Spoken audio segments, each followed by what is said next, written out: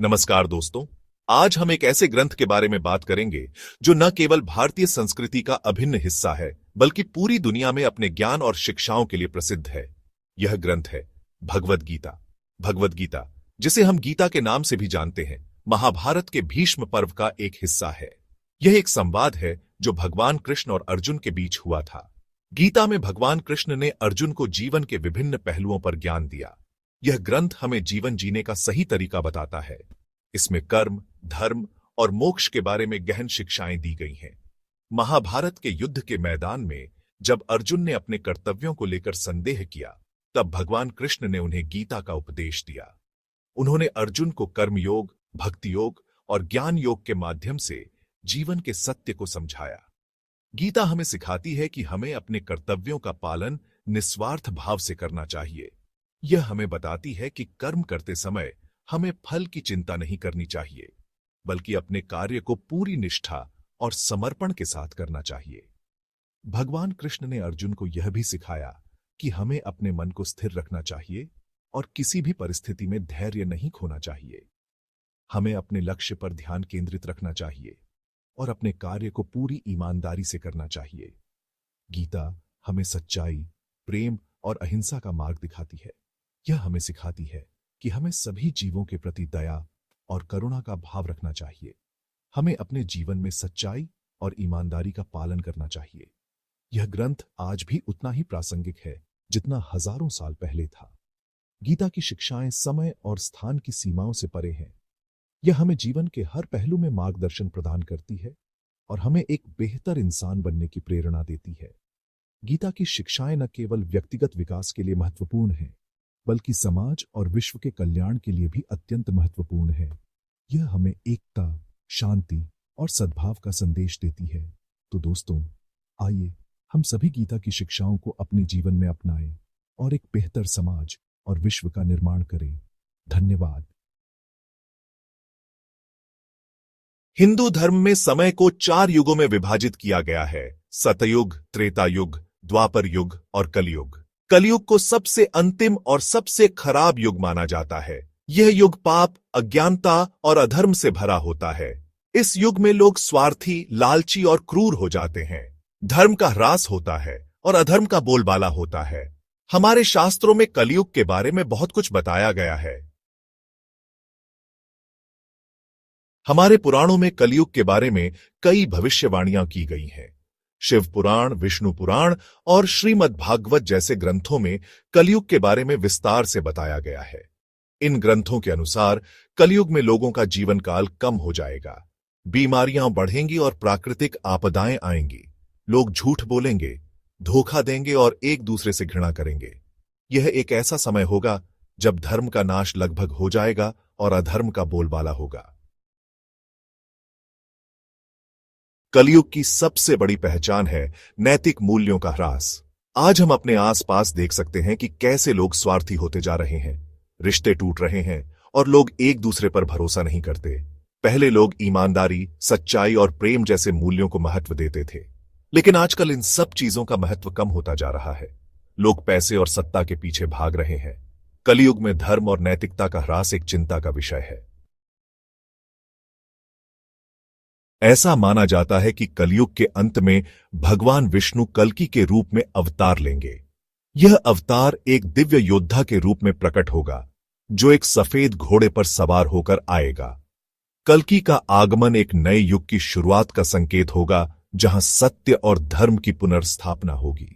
यह समय होगा जब अधर्म और बुराई अपने चरम पर होंगे और मानवता को एक मार्गदर्शक की आवश्यकता होगी।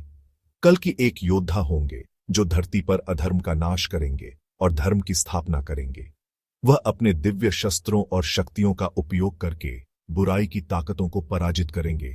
यह युद्ध केवल बाहरी नहीं होगा, बल्कि आंतरिक भी होगा, जहां हर व्यक्ति को अपने भीतर की बुराइयों से लड़ना होगा।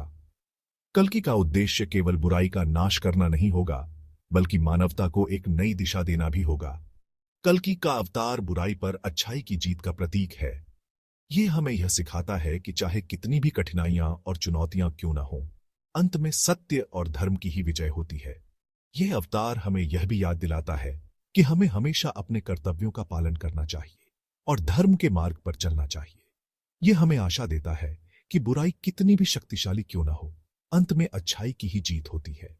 कल्कि का अवतार हमें यह विश्वास दिलाता है कि हर अंधकार के बाद एक नया सवेरा होता है।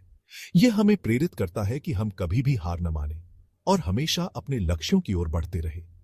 यह अवतार हमें यह भी सिखाता है कि हमें अपने भीतर की अच्छाई को पहचानना और उसे प्रकट करना चाहिए। कल्कि अवतार हमें यह भी याद दिलाता है कि हमें हमेशा धर्म के पथ पर चलना चाहिए।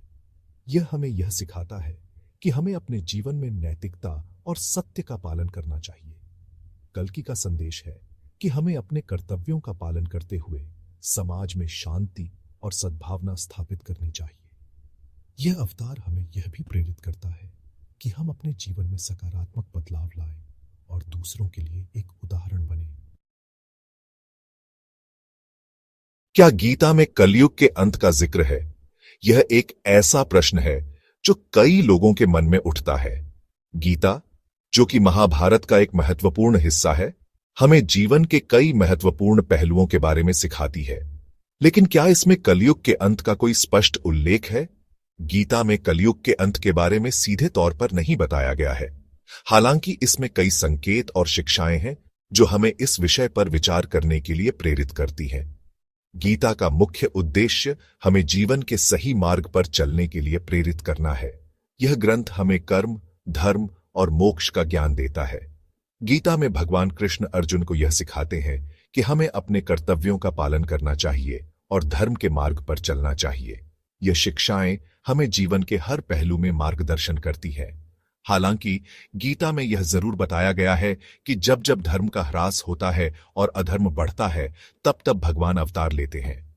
यह संकेत हमें यह समझने में मदद करता है कि जब भी समाज में बुराई बढ़ेगी, तब भगवान किसी न किसी रूप में अवतार लेकर धर्म की स्थापना करेंगे। इसलिए यह कहा जा सकता है कि गीता हमें यह संदेश देती है कि हमें बुराई से लड़ने के लिए हमेशा तैयार रहना चाहिए और धर्म का साथ देना चाहिए। गीता की शिक्षाएं हमें यह भी बताती हैं कि हमें अपने जीवन में संतुलन बनाए रखना चाहिए और अपने कर्तव्यों का पालन करना चाहिए। इस प्रकार गीता हमें एक समग्र दृष्टिकोण प्रदान करती है जो हमें जीवन के हर पहलू में मार्गदर्शन करती है। गीता की शिक्षाएं हमें यह भी बताती हैं कि हमें अपने जीवन में संतुलन बनाए रखना चाहिए और अपने कर्तव्यों का पालन करना चाहिए। इस प्रकार गीता हमें एक समग्र दृष्टिकोण प्रदान करती है जो हमें जीवन के हर पहलू में मार्गदर्शन करती है, चाहे वह व्यक्तिगत हो या सामाजिक।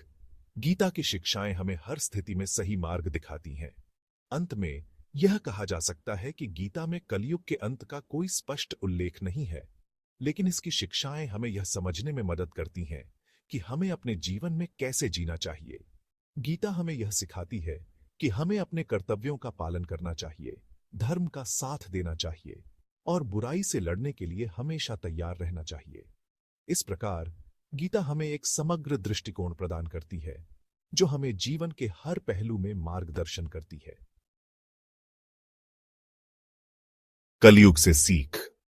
हालांकि कलयुग को एक कठिन समय माना जाता है, लेकिन यह हमें बहुत कुछ सिखाता है। यह हमें बताता है कि हमें अपने मूल्यों को कभी नहीं भूलना चाहिए। यह हमें सच्चाई, प्रेम और अहिंसा का महत्व समझाता है। कलयुग हमें यह भी याद दिलाता है कि हमें हमेशा अपने कर्तव्यों का पालन करना चाहिए और बुराई का विरोध करना चाहिए। यह समय हमें मजबूत बनने और अपने आध्यात्मिक विकास पर ध्यान केंद्रित करने का अवसर देता है। आशा और मार्गदर्शन। हालांकि कलयुग चुनौतियों से भरा है, लेकिन हमें निराश नहीं होना चाहिए। हमें हमेशा आशा रखनी चाहिए और धर्म का पालन करना चाहिए। हमें अपने आसपास के लोगों की मदद करनी चाहिए और एक बेहतर समाज बनाने की कोशिश करनी चाहिए। याद रखें, हर अंधेरी रात के बाद एक नया सवेरा जरूर आता है। निष्कर्ष। दोस्तों, कलयुग एक परीक्षा की घड़ी है। यह समय हमें अपनी आंतरिक शक्ति को पहचानने और धर्म के पथ पर चलने का अवसर देता है। हमें निराशा और भय से दूर रहकर प्रेम, करुणा और सच्चाई का प्रसार करना चाहिए। याद रखें, हम सब एक हैं और हमें मिलकर इस दुनिया को एक बेहतर जगह बनाना है। धन्यवाद।